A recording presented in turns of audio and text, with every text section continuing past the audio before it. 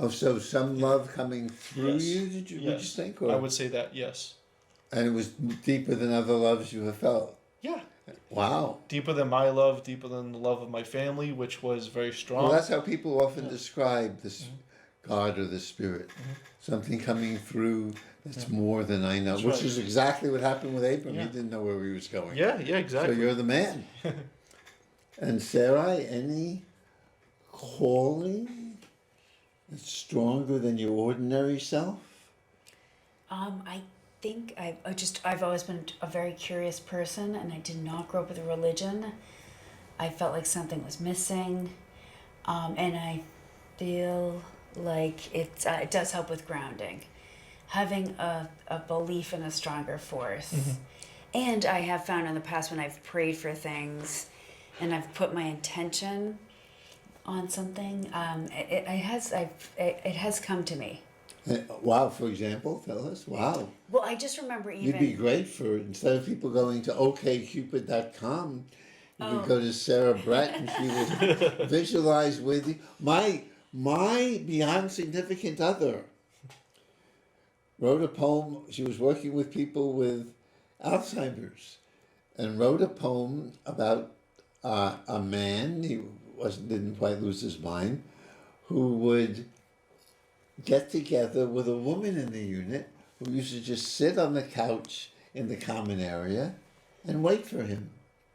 And she said she went to a dating course and she was told to visualize the kind of man she was looking for. And she felt so much love for this man. She visualized this man wrestling with memory, and she met me. That'll teach her. I had a pastor once tell me to describe the kind of spouse that I would want, and just kind of say character, looks, everything. Just Yes. describe to in your prayer. What would Feel free to call in if you know people for Joe or Sarah. You will be blessed. So what? And you would visualize them or describe them? just description, more on the character side of like what type of person, and even physical if you would like. But that's what was suggested to me, and it seemed to work for my pastor because he's been married. He has 4 kids now. He and his wife lived on the second floor of the house that I grew up in, one of the houses that I grew up in, and it seemed to work for him. You haven't tried it yet for. Oh, wow. I think Uh-oh. you do have to know. Uh-oh. I have heard many stories about people having a very specific vision and 5 things on a list. Yes. Not this crazy long list, but just these are the things. And I've heard over and over again people say that's what they found. Yeah. I do think a big problem is people don't exactly know what they want or don't know what they can give and take. Right. What they should or. I'm always surprised pleasantly, more than I imagined.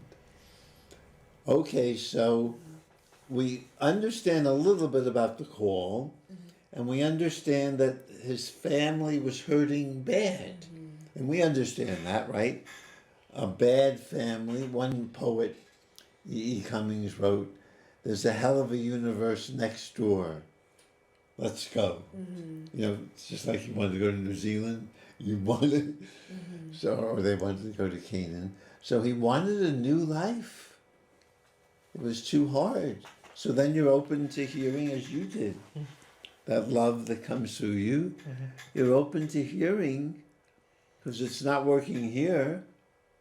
You would understand that too. You're open to hearing. Okay, you could visualize that if you dare. I visualize, or maybe not visualize, I sense some guidance coming to me about things that are important to me. Wow. And you could maybe, it's a voice, maybe it's a picture, maybe it's a song, who knows? So Abram goes to he somehow knows to go to Canaan, as you were saying. Yep. it says something very interesting. It says, I can find it. They go, when they get to Canaan,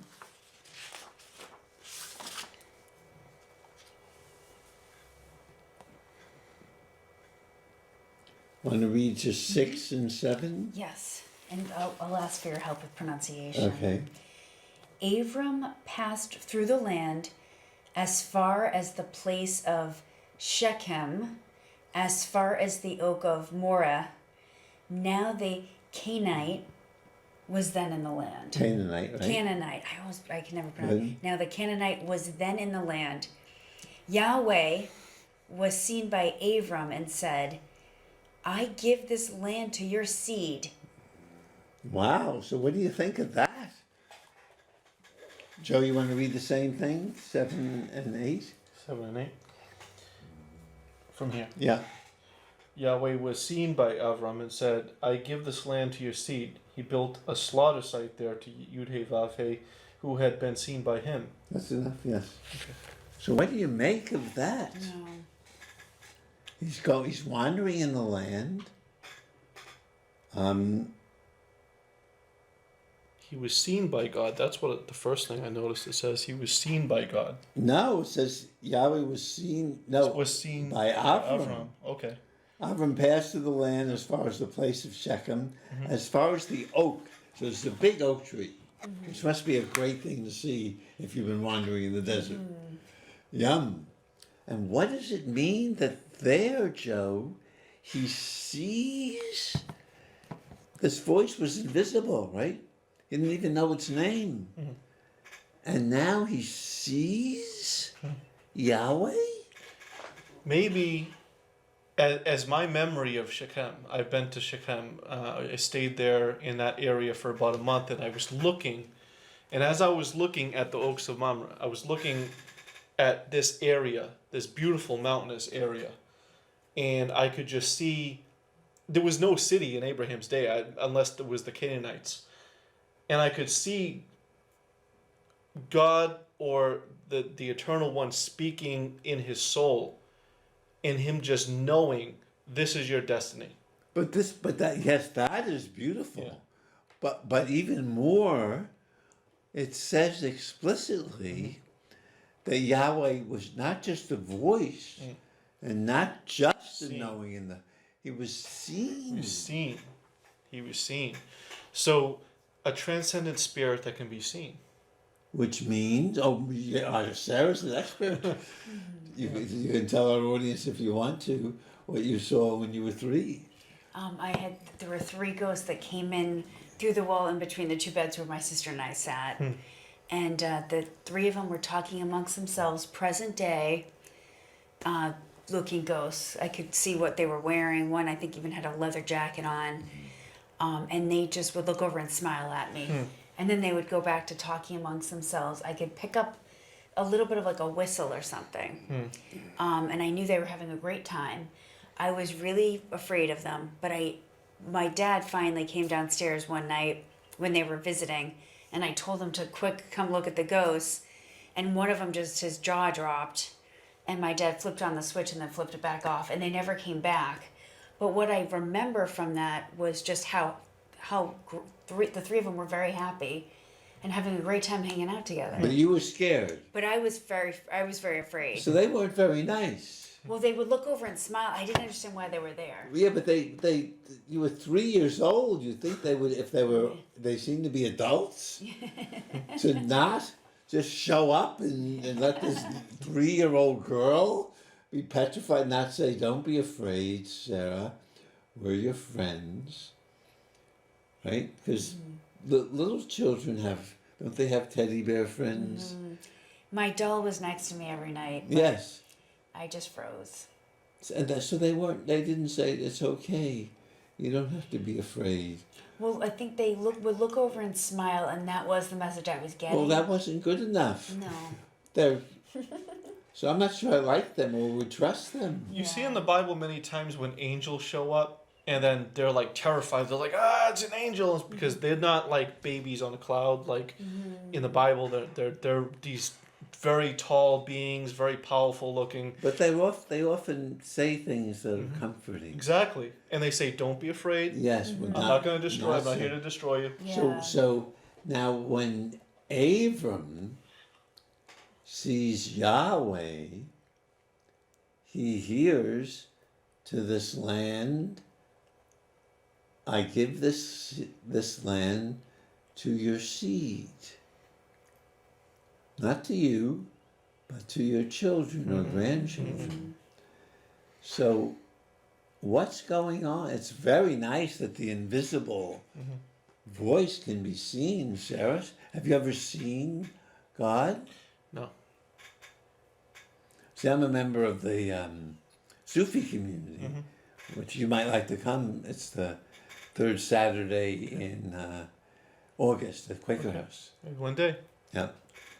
And they say, which I believe, that God is everything. Everything, especially you and Sarah.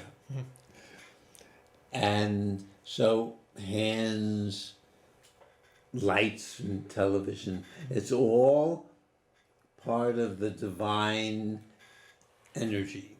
You know, we're all part, we're all made out of stars. We're all made out of stardust.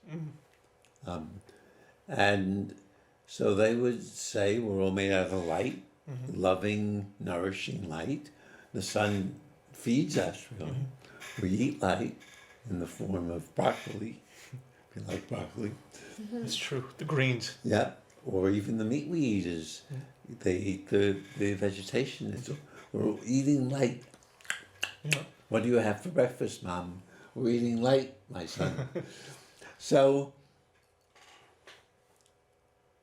to see Yahweh, it doesn't say he sees a light, right? It doesn't describe what he sees. You think they give us, the Bible always wants us, you know, it's like a wonderful riddle. We need you to help complete the story. Join us. So what would you see if we're seeing, Sarah has an experience, right? She has seen ghosts. I have not. I have heard often a voice guiding me. And I'm now, like my friend, my Besso, my beyond significant other, and I are starting to love trees, maybe the way you felt this love. Trees seem so more awesome than I ever knew, and so beautiful beyond words. And this was by the Oak of Moray. You know, it's probably a sacred site. So maybe, just like Moses seeing a burning bush, you can see, as you were saying, the love coming through you, see the beauty coming through the tree. What do you think? As far as I know, those trees were majestic. They were huge. They were Yes. very big trees. Especially been in the desert and haven't seen even a bush for, Yeah. for And Yep. for this tree For just months. survive and grow Yes. in the desert. I bet that could. Oh, that must be so. Yeah. And you could, and he could really see it, because he was really needing to. You know, he was so. It was a promise. It seemed to be, these trees are here and they just represent promise. and And protection. Yeah. very And nice. fruitfulness. Oh, yes, all those wonderful. Yeah. So I think we understand that. So now you saw the ghost when you were 3, Sarah. Is there? And you're into visualization, which helps save your skin. What did you visualize? Oh, with the ghosts? Or No, with when you had eczema. Oh, For 4 you know, years. it's interesting. I found a lot of YouTubes on going through the forest, taking walks through the forest. I would just go on these nature walks and just listen to recording, and I would just get totally out of my head and just focus on the nature and what they were. Immerse. And I would listen to, you know, the birds, and so there's a lot of great resources. But it was visualizing mostly the woods and the forest. Was it Sometimes visualizing you- or just looking at them? So I would have my eyes closed. Oh, you I have would your eyes lie closed? down. I would lie down because I don't even believe you have to sit upright Yes. to meditate. And they would take me through, and I loved my forest walks. Also, they were in your mind. In your mind, in my okay. mind. Oh, I thought you I were. would listen to these Wow. listen to these recordings. There's 1,000,001 on YouTube. And then you'd see, and you'd And really I- see it. And I would feel it, I would breathe it. They take you through the Wow. senses, right? So the smell, sight, taste, touch. Oh, I'd love to borrow these. Can I, or buy them? Yes. Can you tell me where I want them? I'll send them to you. Really? Oh, because they're, So on, I highly they're online? recommend it. Yep, I highly recommend it though. Oh, I need, because I'm not good at that. I'm good at hearing, and I'd love to be good at seeing. Yeah, I can relate to that because just prior to my journey to Israel, and I was waiting a long, long time to go. Ever since I first stepped foot in the Messianic synagogue, I wanted to go to Israel, but I didn't have the money to do it. So what I would do is I would visualize myself there. I would say, I would, visualize myself sitting in Jerusalem having a falafel sandwich, or just walking around like at the Oaks of Moreh, and just visualizing. I would watch documentaries, and I would just think, one day I'm gonna be there. One day I'm gonna be doing something important there, and I did. And so I didn't know the current group, and I just fell in with this group because my rabbi knows somebody who knows somebody, and we got in contact, and we know people in Israel. So when I didn't even picture myself working on a vineyard back then, but it just happened because I was thinking, I was really thinking, this is where I'm going to be, and I prayed, and I said, send me an opportunity, and there it was. Well, That's amazing. Yeah. so we have this nice, we don't hear about the journey, we don't hear it was hard. And they're in Canaan, and he hears this wonderful words. So what would you make of this if you heard it? To this land, to your seed I give this land? Or to your egg, let's get equal. To your egg, or to your eggs, I give this land. What on earth or in heaven would that mean? None of us have children now, right? No.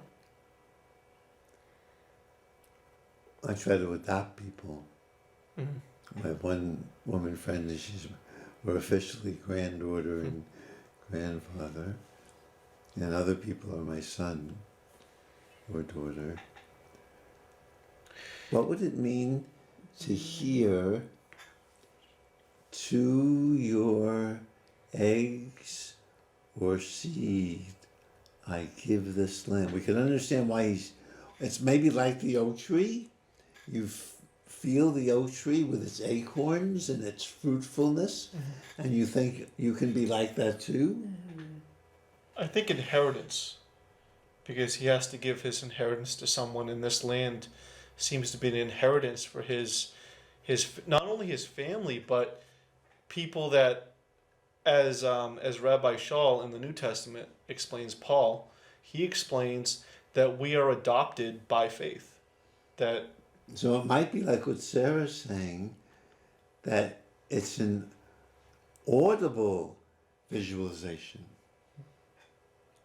Oh, because we can do that. That's what Michelle did.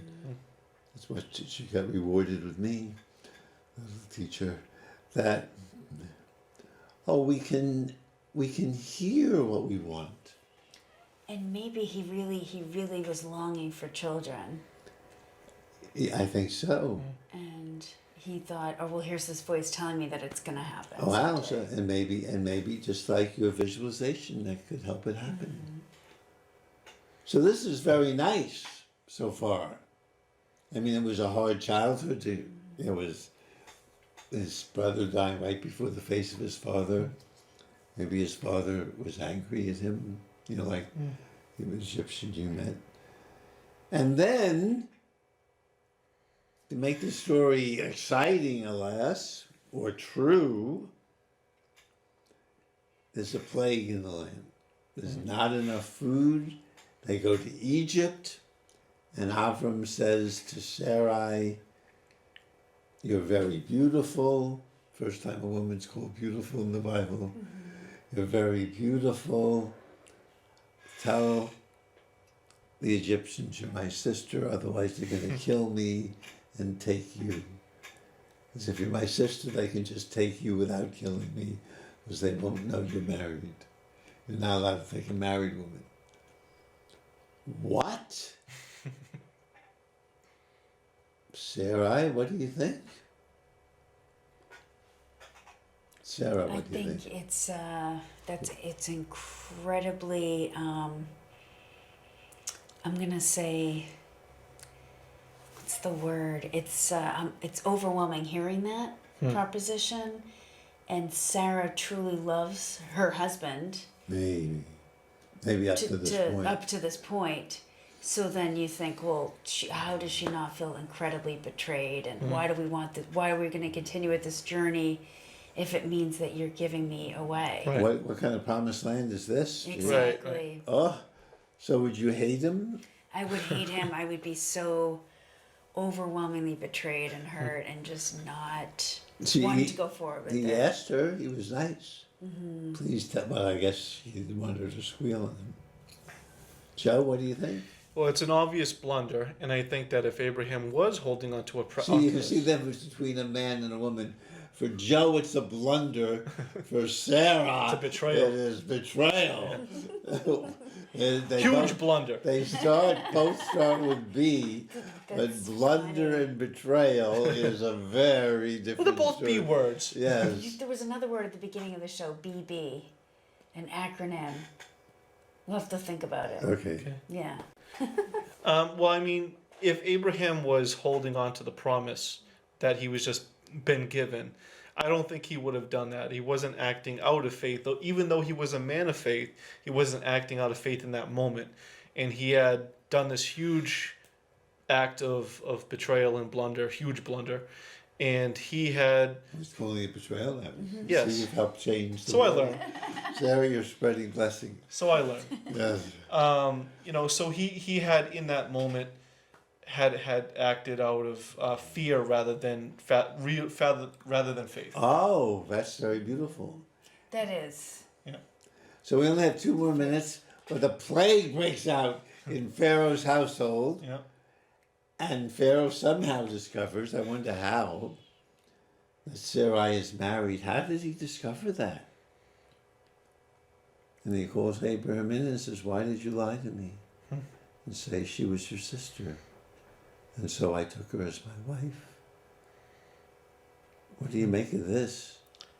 How did Pharaoh find out? Well, there was a plague, so he had figured that there was something connected to Abraham that was obviously angry. Maybe he, as Pharaoh, the Egyptian Pharaoh, felt that the gods were angered. And so this is why, because land and people and patriarchs were connected to the deities. But how did he know it was her that was causing it? It doesn't say. And how did he find out? Did she tell him? She could have been the only one to tell him. It's possible. Because she was pissed. Very angry. So if Abram could do that to her, especially since Pharaoh's getting plagued, she could have said it, I think. Maybe she wasn't enjoying the time with Pharaoh. Maybe too, or maybe. Well, we're going to have. I know you're riveted. We are going to be back next week to continue the story so we can all learn through these difficulties, which we have had from time to time, like eczema or our family of origin. Through these difficulties, may we too learn how to spread blessings to families on earth.